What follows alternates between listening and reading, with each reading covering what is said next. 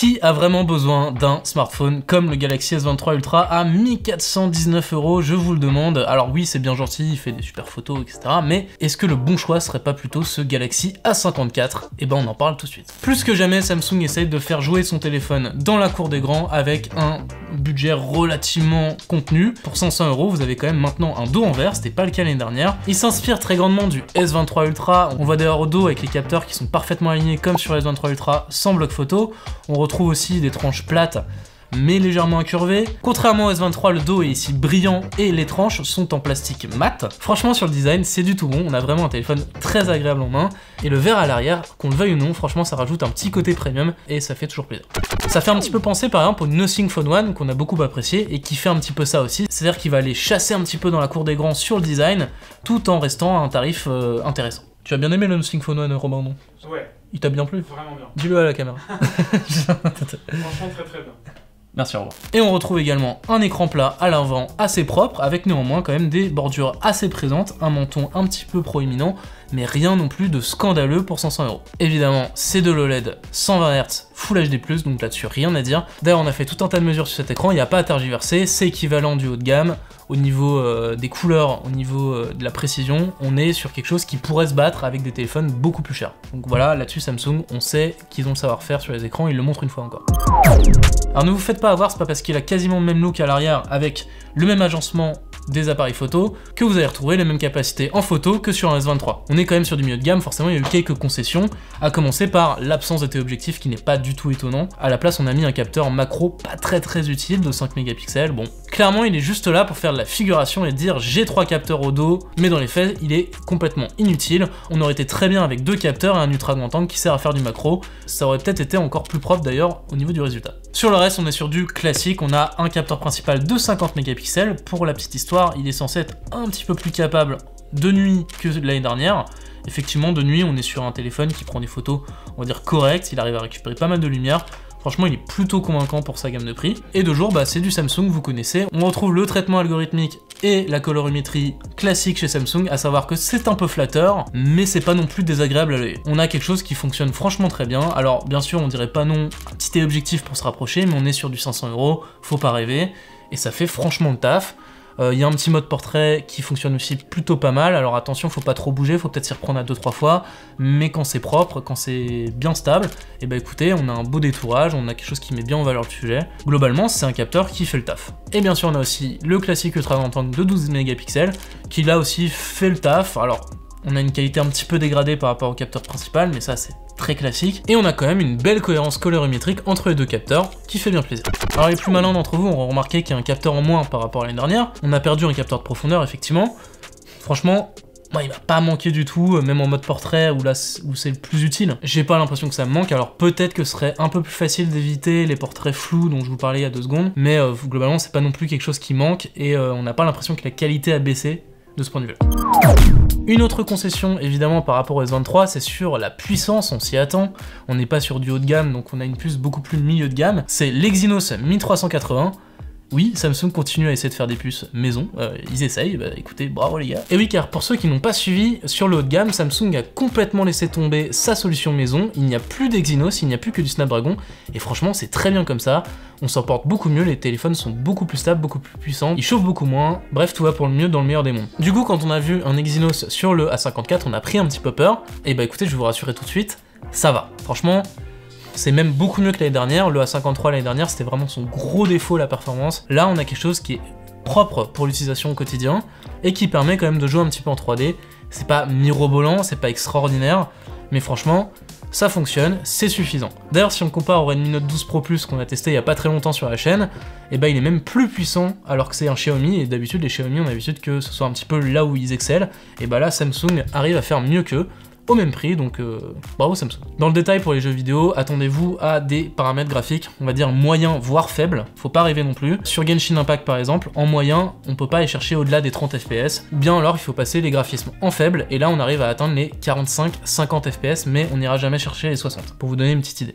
Là on a fait un petit peu l'inventaire des trucs qu'on perdait par rapport au S23 classique. Maintenant on va regarder les choses qu'on garde, et oui car il y a quand même pas mal de points communs. Par exemple, la présence d'un capteur d'empreinte sous l'écran. Alors il est peut-être un petit peu bas, mais à part ça, ça reste un capteur d'empreinte très réactif, très pratique, j'ai vraiment rien à lui reprocher, et ça rajoute encore un petit côté confortable.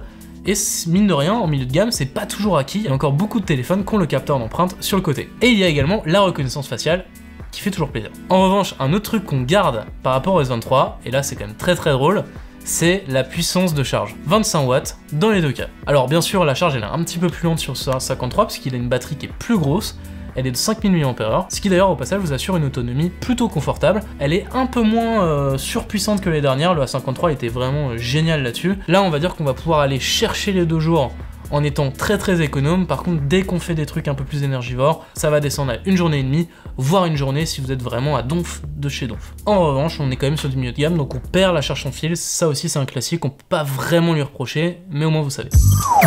Un truc où se sont vachement améliorés Samsung, il faut quand même le souligner, c'est leur expérience logicielle. One UI 5.1, c'est vraiment un banger, ils ont rajouté plein de petites options partout. On a vraiment l'impression d'avoir la meilleure expérience d'Android 13 sur smartphone aujourd'hui chez Samsung. Je sais que ça fait mal à Robin avec son pixel derrière la caméra, mais c'est vraiment ce qu'on pense. Il y a plein de trucs qu'ont les Samsung, y compris sur la 54, et que ne possèdent pas les pixels. Par exemple, on a les modes et les routines comme sur iOS. C'est quand même super confortable de pouvoir démarrer sa journée en mode travail, il n'y a pas toutes les notifications partout. De rentrer chez soi, pareil, d'avoir juste les applications dont on a besoin et de pouvoir couper avec les applications du boulot, etc. etc. Ce serait difficile de citer tous les ajouts qu'on a en plus, on pourrait citer l'empilement des widgets, qui est très pratique si vous aimez bien utiliser des widgets et pas non plus en avoir plein votre écran d'accueil. On pourrait parler aussi du fait que pendant longtemps on a reproché à Samsung d'avoir des animations super saccadées, super lentes. Là ils ont vraiment raffiné ça, on commence à avoir quelque chose de très propre. Allez, petit bonus qui fait bien plaisir sur ce téléphone, et bien c'est l'arrivée de l'eSIM sur du milieu de gamme, c'est rarissime. Et ça rime. Pour ceux qui ne connaissent pas, l'eSIM, c'est pas compliqué, c'est tout simplement une carte SIM intégrée directement dans le téléphone qu'on va venir activer avec un petit code ou avec un QR code. Ça permet de s'éviter de devoir retirer la carte SIM à chaque fois qu'on a besoin de changer de numéro ou quoi que ce soit. Là, on vient l'activer directement, c'est un peu plus sécurisé aussi. Et du coup, on peut changer d'opérateur plus facilement sans s'embêter à changer de carte SIM, sans devoir attendre qu'elle arrive par la poste par exemple. Je vous rassure, pour ceux qui seraient allergiques à l'eSIM, il y a quand même toujours le bon vieux tiroir à SIM. En plus, il est double SIM, donc il y a de quoi faire. Pas de soucis. Bon, vous l'aurez compris, on aime beaucoup ce A54, on trouve que c'est un très bon téléphone, on trouve que c'est un très bon choix pour 500 €, franchement si vous l'achetez, vous ne vous tromperez pas. En plus, il y a un suivi logiciel qui est exceptionnel pour du milieu de gamme, on a 4 années d'Android, 5 ans de patch de sécurité, c'est juste imbattable sur cette gamme de prix. Mais il y a un téléphone qui le concurrence directement sur à peu près tout ce dont on a parlé dans cette vidéo, et bah c'est le A53 sorti l'année dernière. Et oui, quand on sort un trop bon téléphone en 2022, en 2023, c'est un peu compliqué de le battre. Surtout quand le nouveau prend 40 € au passage, et que l'ancien, aujourd'hui, il se trouve à 350 € grosso modo. Voilà, c'est important de s'arrêter là-dessus. Si vous cherchez à acheter un téléphone milieu de gamme de Samsung à 50, grosso modo, il y a vraiment un choix à faire entre le A53 ou le A54. Certes, le A54, il va certainement durer plus longtemps parce qu'il a une puce plus puissante, il est mis à jour une année de plus, mais franchement, à côté, le A53, eh bah, il a l'air quand même beaucoup plus intéressant sur plein de points. Moi je me rappelle qu'il avait une autonomie un peu meilleure, j'arrivais plus facilement à aller chercher les 2 jours. Il avait un dos en plastique, alors vous allez me dire le verre c'est mieux, oui, mais ça casse aussi beaucoup plus facilement. Pareil sur la durabilité, ça va venir jouer. Il était aussi plus léger. Là on a pris 20 bons grammes au passage sur la 54. Il avait un écran un petit peu plus grand, pas beaucoup mais quand même un petit peu plus grand. Et sur la photo, on va dire que c'était kiff-kiff. Alors de nuit, celui-ci est clairement meilleur. Mais voilà, on va dire que grosso modo, ce qui compte sur la photo chez Samsung dans cette gamme de prix, c'est plus le traitement logiciel et pas forcément le hardware.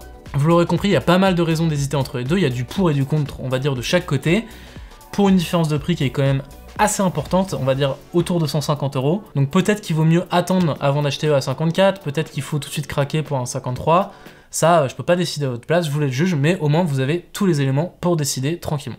Voilà, on espère que cette vidéo vous aura été utile, on espère qu'elle vous aura plu, merci en tout cas de l'avoir regardé jusqu'ici. Pensez bien sûr à vous abonner au passage, ça nous fait toujours plaisir et ça nous aide beaucoup. Si vous voulez un test un petit peu plus complet qui va un peu plus dans les détails, vous le trouvez en description, ainsi que le lien pour tous nos réseaux sociaux. Vous avez le choix, on est partout sur Twitch, TikTok, on a un nouveau Discord, allez voir, c'est très sympa, les gens sont très gentils là-bas. Moi je vous dis à très bientôt sur Frandroid, des bisous, à la prochaine.